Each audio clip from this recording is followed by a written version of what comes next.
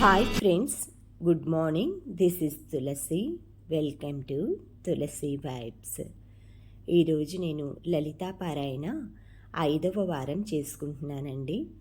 మామూలుగా రెగ్యులర్గా చేసుకునేది కాకుండా వారానికి ఫ్రైడే అమ్మవారికి కామాక్షి దీపం అలా పెట్టుకొని లక్ష్మీదేవిని ప్రతిష్ఠించుకొని ఇలా ప్లేట్ అలా పెట్టేసుకున్న తర్వాత అభిషేకం అది చేసుకున్నానండి ముందే. తర్వాత అయితే ప్లేట్లో ముగ్గు వేసుకొని అమ్మవారికి వాటర్ తోటే అభిషేకం చేసుకున్నాను.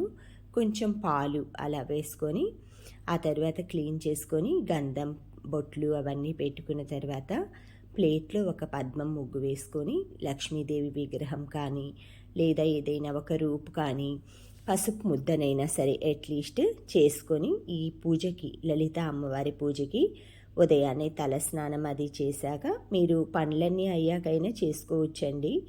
9 గంటలు అలా 8 ఆ టైంలో అయినా మీరు స్టార్ట్ చేసుకోవచ్చు. తర్వాత మన శక్తి కొలది అమ్మవారు కామాక్షి దీపం మీ దగ్గర ఉంటే పెట్టుకోండి. లేదు అంటే ఆ అమ్మవారిని స్వరూపంగా భావించి గజలక్ష్మి దీపం ఉంటుంది కదా, ఆ దీపం అయినా సరే పెట్టుకోవచ్చు. అలా పెట్టేసుకొని ఆ అమ్మవారిని పారాయణ చేసుకోవాలన్నమాట. లలిత అమ్మవారి పారాయణ. అంతకంటే ముందు గణపతిని పూజించుకోవాలి. ఆ తరువాత కామాక్షిదేవి అష్టోత్తరం ఉంటుంది, అది చదువుకొని లలితా పారాయణ చేసుకోవాలి. లలితా పారాయణ మీకు అష్టోత్తరం అది రాలేదనుకోండి, కామాక్షి అమ్మవారిది మనకి యూట్యూబ్స్లో కూడా ఉన్నాయి, పెట్టుకొని కూడా మనం అష్టోత్తరం అవి పూజ చేసుకున్న తర్వాత అమ్మవారి పారాయణ అయితే స్టార్ట్ చేసుకోవాలి.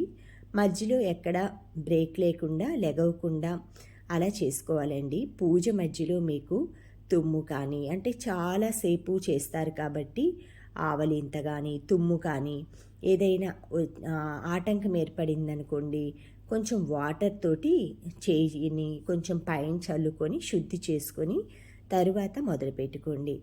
ఆ అమ్మవారికి ఏదైనా సరే అండి, మనం 9 వారాలు అనుకొని, మీరు చాలామంది అయితే కంటిన్యూస్గా చేస్తారు.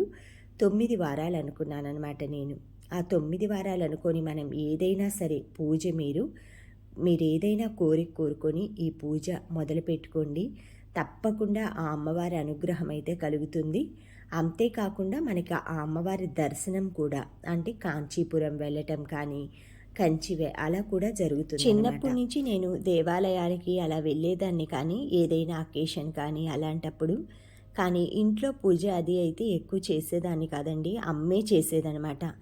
చూస్తుండేదాన్ని, అంటే దండం పెట్టుకోవటం ఎగ్జామ్స్కి వెళ్ళేటప్పుడు అలా. చిన్నప్పుడైతే నాకు పూజలు శ్లోకాలు ఇవన్నీ అంత భక్తి అయితే మామూలుగా పూజలు చేసేది అయితే లేదండి. నాకు ఎదురైన అనుభవాలు, సమస్యలు వాటి నుంచి పరిష్కరించుకోవటానికి నేను ఎంచుకున్న మార్గమే దైవ మార్గం అన్నమాట. మనకి మానవులు ఎన్ని కష్టాలు నష్టాలు ఏర్పరిచినా కూడా ఆ భగవంతుడిని నమ్ముకునే వాళ్ళకి మాత్రం ఎప్పుడూ కూడా మంచే జరుగుతుందన్నమాట. ఆ అమ్మవారు, ఆ స్వామి రక్షగా ఉంటారన్నమాట అనేది నేను దృఢంగా నమ్ముతాను. మానవులు ఎన్నైనా చేయొచ్చు, కానీ ఆ దైవశక్తి ముందైతే ఇది మనకి మానవుల చేసేవన్నీ కూడా దిగదుడిపే అనమాట. మీరు మనస్ఫూర్తిగా ప్రతిరోజు కూడా ఆ భగవంతుడిని నమ్ముకోండి. మనం నరదిష్టి నుంచి కానీ దేని నుంచి అయినా సరే అండి, మనుషులు పెట్టే బాధల నుంచి కానీ, మనం సమాజంలో ఉన్నప్పుడు బాధలంటూ ఉంటాయన్నమాట, ఫేస్ చేయాల్సి వస్తుంది. ఆ సమస్యల్ని తట్టుకునే శక్తిని కానీ, వాటిని ఎదుర్కొనే బలం కానీ, ప్రతిదీ కూడా మనకి ఇంట్లో వచ్చే ప్రాబ్లమ్స్ కానీ చాలా రకరకాలు వస్తుంటాయి కదా. మానవులంటే మానవులకి రాక మనుషులకి రాక మానవులకు వస్తాయో కష్టాలు అంటారు కదండి. వాటిని ఎదుర్కోవటానికి మనకి ఆ శక్తిని ఇచ్చే అమ్మవారే కామాక్షి అమ్మవారు అన్నమాట. ఆ కామాక్షి అమ్మవారు ఎవరో కాదండి, ఆ పార్వతీదేవియే కామాక్షి అమ్మవారు. ఆ లక్ష్మీదేవియే కామాక్షి అమ్మవారు. ఈశ్వరుడి పతి ఉంటుంది కదా, ఈశ్వరుడు కంచిలో ఏకాంబరేశ్వరుడిగా కొలుస్తారనమాట. అమ్మవారు కామాక్షి అమ్మవారు అనమాట. ఆ శివుడాజ్ఞ లేనిది చీమైనా కుట్టదంటారు కదండి. ఆ అమ్మవారి సేవ పూజ చేశామంటే ఆ శివ పరమాత్ముడి పూజ చేసినట్లే అనమాట, ఆ శివుడి అనుగ్రహం కలిగినట్లనమాట. అంతేనండి ఈరోజు